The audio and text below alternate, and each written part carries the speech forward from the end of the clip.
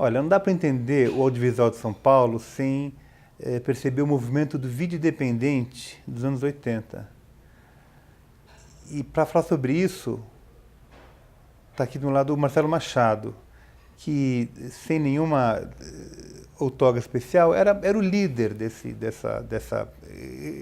ambiente. Trabalhava, integrava o grupo Olhar Eletrônico, mas fazia um esforço enorme em congregar os produtores e outros artistas, né, numa forma de comunhão. E isso era uma atitude muito diferente do que o pouco que eu percebia no pessoal de cinema, que era uma outra turma, uma outra atitude, né?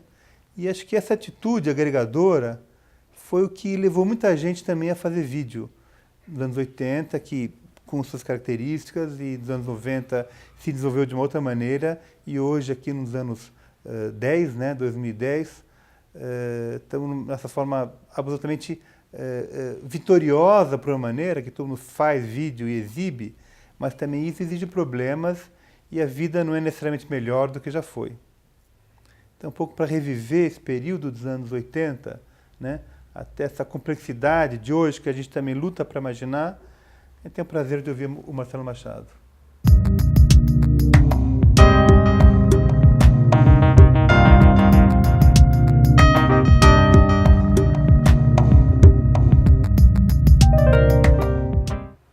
Então, Marcelo, a gente tentando recuperar, eu acho que é um momento fundador, né, a gente falava vídeo, hoje tem outros termos, audiovisual, tem uma sociedade do espetáculo, tem uma imersão completa nessas formas, né, no celular, no computador, no laptop.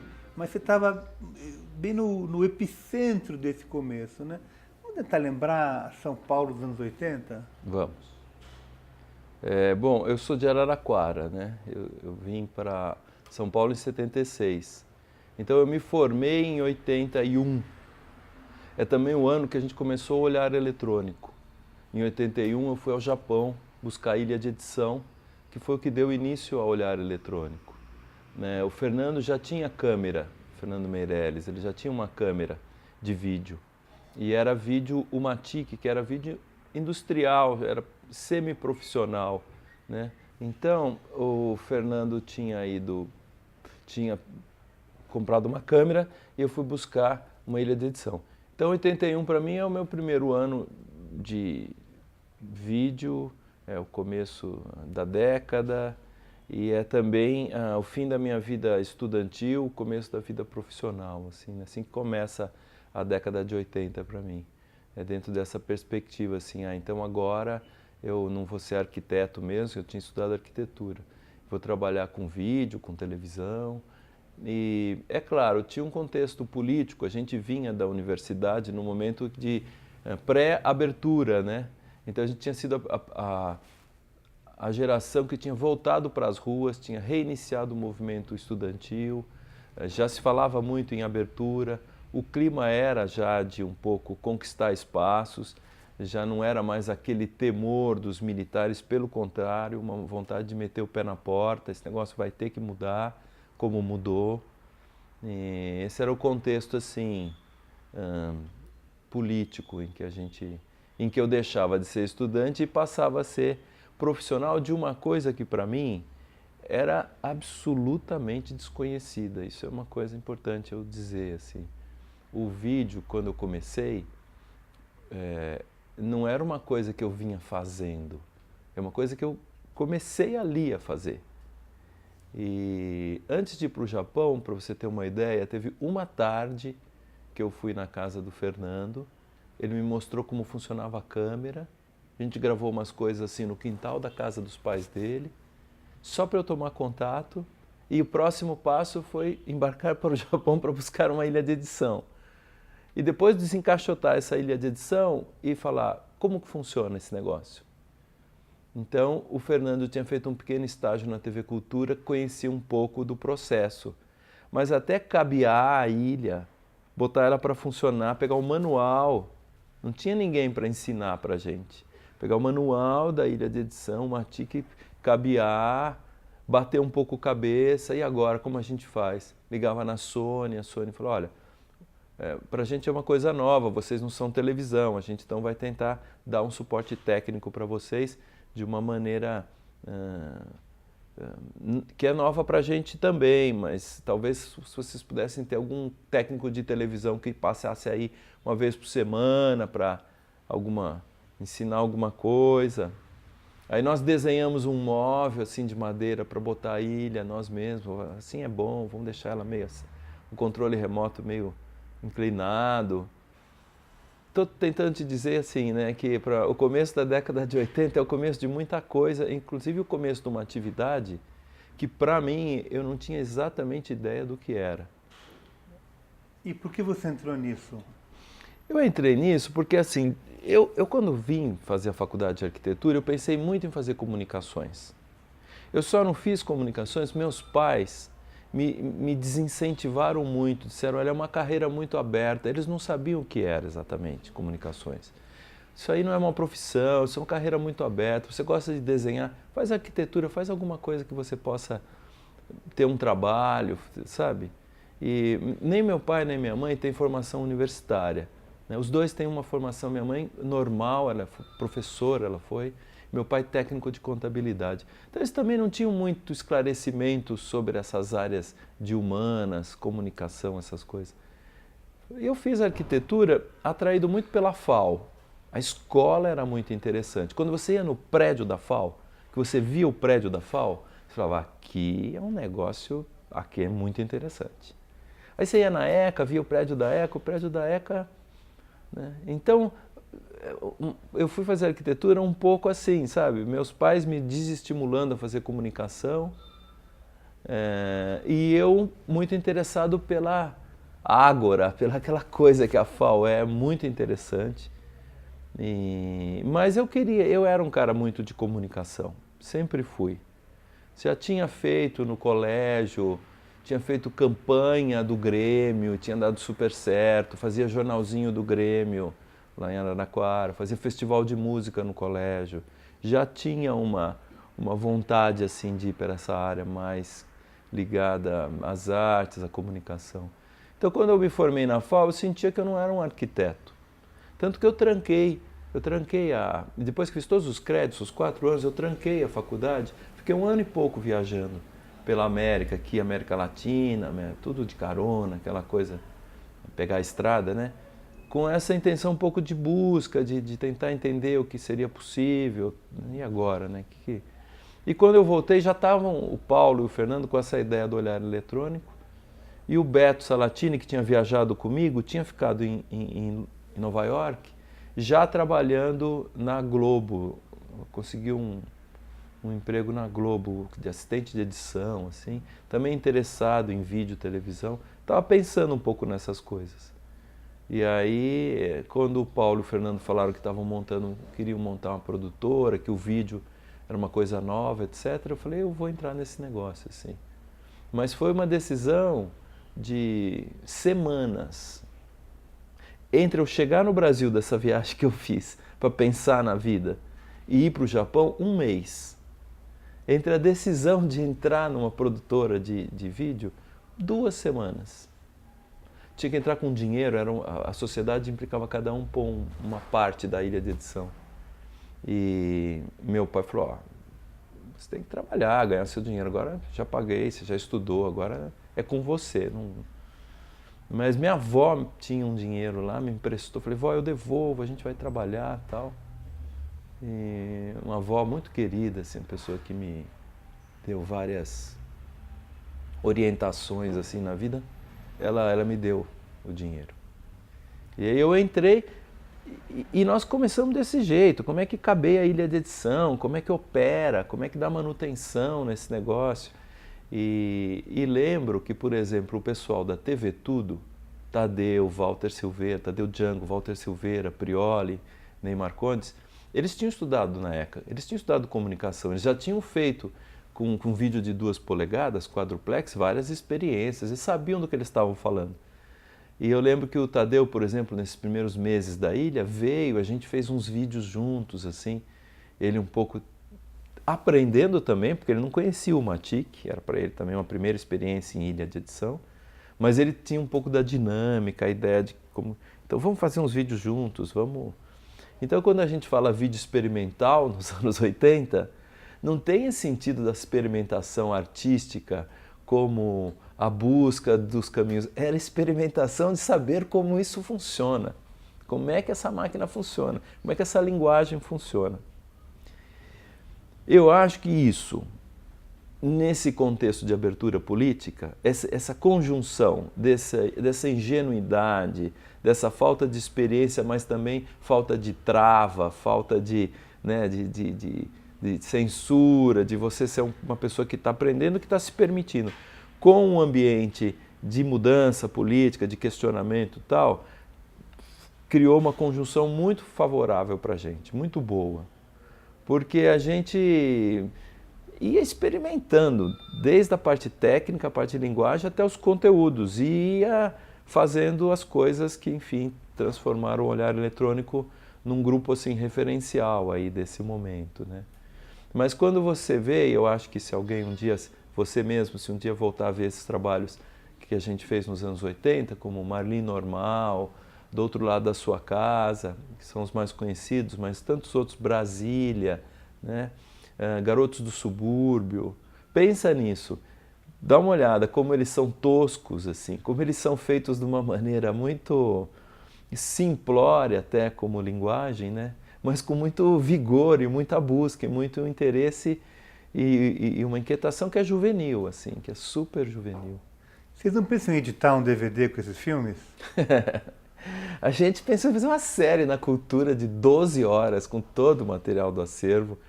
Acontece que a gente fazia dessa maneira que eu estou te descrevendo, mas a gente, entre outras coisas, isso implicava em a gente não pedir licença para nada. Então, todos os direitos autorais que estão vinculados, seja de músicas, de pessoas, nunca a gente pediu licença para ninguém para usar a imagem, né, de terceiros. Nunca a gente pediu licença para ninguém para usar músicas. Nunca a gente pediu para usar trechos de filmes, inclusive. Você pega Garotos do Subúrbio, ou você pega o Música na Praça, que é sobre sobre o Lira Paulistana, aquele teatro, um show do Lira Paulistana. Você tem O Dia em que a Terra Parou, um pedaço inteiro do filme lá dentro, né? A gente corta do meio do show para um pedaço de um filme americano, que é uma ficção científica, mas nem sei quem é a distribuidor, se é a Fox, a Columbia ou a Metro-Goldwyn-Mayer. Entendeu? Não tem licença, não tem direito, não tem nada. Quando a gente levou essa ideia à TV Cultura, porque a gente achou que a TV pública é quem de direito merecia e seria mais adequada para a exibição dessa compilação de todo esse material, o jurídico da cultura se viu de frente com essa questão dos direitos autorais. A gente sempre reivindicou que isso tem caráter histórico, que isso tem caráter de interesse, digamos, um pouco mais amplo para os estudantes de comunicação, de jornalismo, mas, bom, esse tipo de argumento frente ao departamento jurídico não cola, então não rola. Será que é na TV Cultura que tem um jurídico bastante resistente, ou uma outra conversa em outro lugar poderia, ao menos, imprimir os DVDs, para que alguém faça essa investigação da experimentação? Nós estivemos conversando com o Vídeo Brasil também. A Solange mostrou interesse em um determinado momento. Mas quero entender que, por exemplo, o Vídeo Brasil, né, a gente faz parte do primeiro momento do Vídeo Brasil. O Vídeo Brasil se desenvolveu depois muito com a ideia da videoarte e depois expandiu, né, hoje com instalações, arte eletrônica. Então, acho que a gente faz sentido, por exemplo, uma instituição como o Vídeo Brasil apoiar uma iniciativa desse tipo, mas não faz sentido como um todo. Então, é um esforço muito grande, né, para juntar todo esse material, para dar o tratamento que ele precisa. Está tudo digitalizado. A gente, na época que ficou com essa ideia, dividiu os temas entre eu, Fernando Meirelles, Marcelo Taz, Renato Barbieri, Paulo Morelli e tantos outros, Dario Viseu, Adriano Goldman, Hugo Prata, Márcia Meirelles, enfim, todas as pessoas que estavam ali. E a gente chegou a organizar um pouco, digitalizar esse material, mas acho que para o Vídeo Brasil não seria uma prioridade fazer essa, né? Para o Vídeo Brasil, acho que interessa fazer o que eles fizeram ano passado, que foi os 30 anos do Vídeo Brasil, que nós fomos entrevistados, que algumas dessas peças foram mostradas, né? E para a TV Cultura, onde eu acho que faz muito sentido, tem esse problema jurídico. Agora, quando você vai além de instituições como essa, e que você cai no mercado de televisão, aí não tem nem conversa, entendeu? Você vai discutir com o jurídico da Fox, né, para tentar encaixar isso em que canal, né? Por quê, No né? E! Entertainment, ou... Tem aí a TV Brasil, né, que é uma TV pública, o Canal Brasil, e ainda tem chance de uma hora a gente se dedicar a esse projeto. O Kiko, é Molina ou Molica? Molina, né? Do Canal Brasil, anda falando em fazer um documentário de longa-metragem sobre o olhar eletrônico. Andou pensando nisso aí. Mas nós não queríamos fazer um documentário, a gente queria fazer uma compilação de todo o acervo e exibir como série todas essas peças, assim, numa espécie de ordem temática, meio cronológica, e para que se visse exatamente o que foram os anos 80 para nós, né? Para nós ali do grupo do Olhar Eletrônico. E para muitas outras pessoas, porque o que a gente fazia? A gente se abria para o cenário de produção cultural, artística cultural. Então ali dentro está o Lira Paulistana, né? Ali dentro está boa parte do cenário musical, artístico, né? Tem muita discussão de caráter social, político, hábitos, costumes, Poesia. sei lá, as coisas que eu fiz, Vale muita Salomão. coisa internacional. O Borges no Brasil, o material está no meu site, né? Quando o Borges esteve no Brasil, eu gostava muito do Borges, eu colei no Borges, onde ele foi eu fui, documentei tudo.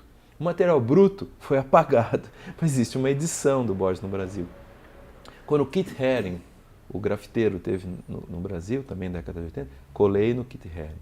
Então, fizemos também uma peça que depois, é muito engraçado, Keith Haring morreu de AIDS e ficou um artista referencial do grafite no mundo, né? E depois que ele morreu, fizeram uma mostra em Nova York, e nessa mostra tinha uns vídeos, né? E os vídeos estavam assim, vídeos encontrados no apartamento do artista, tal, como coisas anônimas, e tinha lá o trabalho que eu fiz. Aí um dia essa exposição chega no Brasil e está lá, né? E eu apareço inclusive no vídeo, e alguém fala, você vê que tem um vídeo que você aparece na mostra Keith Haring? Fui lá ver e falei, bah, é o vídeo que a gente fez aqui, quando ele estava... a gente não sabia, não deu crédito e tal. Você já está meio incorporado na... É legal quando acontece isso, né? Que é um pouco resgatado esse trabalho. Nós estamos falando de alguma coisa em 2010, se fosse 2013, ele teve aqui em 83, estamos falando em 30 anos. E assim, como é que era, assim, para mexer na máquina, ok, como funciona, mas descobrir o corte, descobrir o plano, vocês não viam de cinema, não tinha essa discussão de... Olha, o Paulo e o Fernando gostavam muito de cinema. E o Paulo tinha muito objetivo de fazer cinema. Já estava no empenho de fazer curta-metragem, coisas assim. E o Fernando também se dedicava. Então, não saber a linguagem do cinema, diria que não, porque eles estudavam isso, se interessavam por isso. Agora, eu, por exemplo, eu tinha o foco muito na música, nas artes visuais, nas artes gráficas, gostava muito pensei em ir para o desenho gráfico e tal. E então, eu me atirava com a minha intuição, bastante, assim. E, é claro, passei a olhar o cinema e a televisão com o interesse de alguém que tinha uma formação, que tinha estudado História da Arte, que tinha uma visão. A FAU nos dava uma formação bastante consistente, assim. Então, eu comecei a aprender. Agora, eu acho que isso implica numa coisa que é interessante por um lado, que é muito criativa, mas implica por nós termos feito muito trabalho que a gente achava inovador, que na verdade era repetição de coisas que o cinema direto já tinha feito nos Estados Unidos, por exemplo, ou que pessoas como Godard, outros experimentadores, seja no cinema ou na televisão, já tinham passado. Então a gente pecava um pouco pela essa falta dessa informação histórica de querer às vezes achar que estava fazendo uma coisa que nem sempre era tão nova. Agora, não é tão nova, mas não perde o valor. Porque se você está experimentando, você está olhando para as coisas que você faz com interesse, com dedicação, buscando, pronto, entendeu? Não é porque você não conhece a referência norte-americana ou europeia que você perde o valor. Pelo contrário, você está vivo, você está atento, você está fazendo aquilo que, com gosto, com vontade, com busca, né? Então, pode ser que a gente pecasse por alguma falta de informação da história do documentário, por exemplo, que até hoje eu ressinto assim, sabe? Puxa, eu poderia conhecer um pouco mais a história do documentário. Ali, Bill Nichols, tentei ler algumas coisas e, enfim, agora tem o livro do Coutinho, a gente pode, que aprendeu tanto com o Coutinho, né? Agora a gente pode, então, estudar o Coutinho vendo os filmes, lendo o livro. Mas, bom, eu acabei me deformando desse jeito. A minha deformação é essa, né? A de não ter tido uma formação nessa área e de ser uma espécie de experimentador até hoje. Mas também é forte, né? Agora, vocês faziam discussões semanais, isso não é muito comum. Nós fizemos um grupo de estudos no Olhar Eletrônico, todo mundo sabe hoje em dia, o Cultural. O Cultural durou 8 anos. Então, a gente percebeu que precisava continuar estudando e a gente tomou uma decisão que a gente ia priorizar o estudo. Então, o que a gente fazia? A produtora não abria de segunda-feira de manhã. Ela começava a operar segunda-feira a partir do meio-dia. O que a gente fazia segunda-feira de manhã? A gente ia às 8 horas para olhar e das 8 ao meio-dia a gente fazia um grupo de estudos. Então, esse grupo de estudos começou um pouco assim, de uma forma um pouco solta, vamos ver uns filmes, vamos conversar, vamos... E aí, e o Dario Vizeu é uma pessoa muito importante na organização desse grupo, veio uma ideia de que não vamos estudar o cinema, a televisão, vamos estudar o pensamento, vamos estudar a filosofia, vamos estudar a psicologia, a religião, a história, vamos estudar a base do pensamento humano, já que a gente está numa área de comunicação, ciência humana, para a gente qualificar a nossa comunicação. Teve essa percepção. Então a gente fez longos ciclos de pensamento, por exemplo, muito baseado nos ciclos pensadores, né, que a Abril lançou em banca. Então, Descartes, né, Kant, fomos estudar alguns dos filósofos. E aí a gente começou com um certo rigor, o grupo tinha um certo rigor, que a gente fazia os ciclos e você só podia entrar no grupo de estudos lá do Olhar, era aberto, mas você só podia entrar no começo do ciclo, para que a pessoa no meio do ciclo não ficasse fazendo pergunta.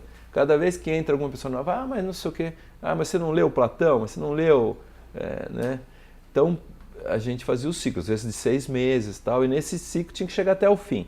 Aí quando chegava o fim, abria, entravam umas pessoas novas, e a gente incentivava muito o pessoal que vinha para olhar os mais jovens para entrar no cultural.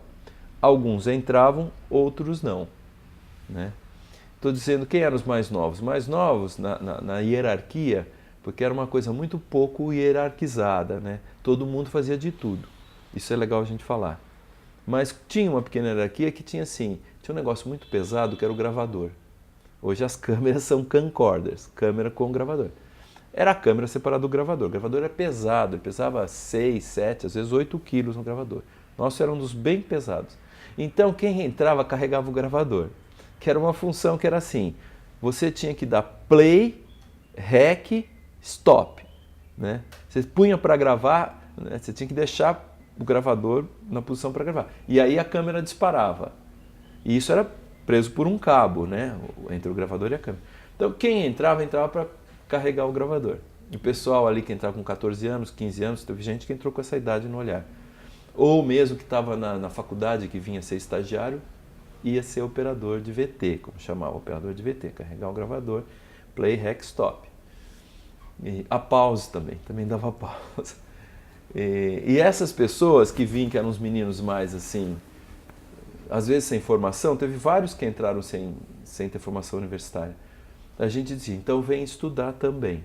Era difícil para eles os temas. Eu lembro que o Fernando Roso foi um desses meninos, que hoje é uma pessoa que está aí no mercado, uma pessoa inclusive especialista em cinematografia digital. Tal. Mas ele, era sofrido para ele o grupo de estudos, assim, né? Mas a gente incentiva, fica aí, você não vai entender tudo, mas você vai aprender alguma coisa tal. E funcionava assim, e aí a gente estudava.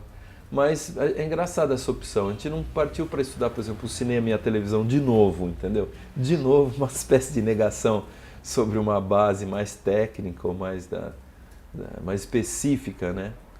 E então talvez aqui eu tenha que fazer uma espécie de defesa desse processo. E esse ingrediente que eu acabei de falar, quem entrava fazia um pouco de tudo. pouco de tudo significava o seguinte: nós tínhamos uma Kombi, dirigia a Kombi.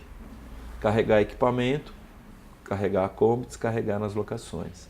Montar equipamento, saber montar todo tipo de equipamento. Câmera, cabear, microfone, né? Saber monitorar, está gravando, não está, nível de gravação, essas coisas. Depois, gravar a câmera, noções básicas de fotografia que a gente ia aprendendo. E depois, editar. Todos nós editávamos, todo mundo sentava, cortava, montava. Eu acho que isso não é tão diferente do que tem acontecido hoje, depois que os equipamentos ficaram digitais e ficaram muito baratos, que hoje uma câmera de boa qualidade e mesmo um programa de edição que você tem no seu computador pessoal é uma coisa acessível, e o canal, que é a internet, é uma coisa aberta, então qualquer pessoa e todo mundo faz um pouco de tudo. Hoje virou uma regra. Na nossa época não, era tudo muito especializado. Se você resolvia ir para a televisão, você ia ser cabo man por 2 anos, para depois, quem sabe, chegar perto da câmera, para aprender a ser cameraman. E as noções do cameraman eram muito técnicas, muito pouco de fotografia na prática. Então eram homens que conheciam os equipamentos, mas não tinham... A televisão era muito tosca como linguagem, se você pensar, perto do cinema, que tinha uma elaboração fotográfica mais... dizia, não, é o equipamento que é eletrônico, outro é óptico, químico. Não, a formação mesmo. O pessoal do mundo óptico-químico tinha uma outra formação, uma outra... E o pessoal do mundo eletrônico tinha uma formação um pouco mais simplória mesmo, muito básica e de caráter técnico. Nós tentávamos misturar essas coisas todas ali de uma forma intuitiva, estudando, fazendo um pouco de tudo, né? E vários dos projetos do Olhar são de direção coletiva. A gente revezava na direção ou co-dirigia, então obrigava a discussões permanentes de ponto de vista, né? Ponto de vista de um, ponto de vista de outro. E a gente até que nem polemizava tanto, porque essa ânsia de fazer, a vontade de fazer era tão grande, que a gente às vezes, quando começava a discordar muito, alguém abria a mão e seguia o caminho do outro, né? As discussões acho que se davam muito mais dentro do cultural, do grupo de estudos, tal, que tinha uns embates bons assim, do que na hora de fazer os vídeos.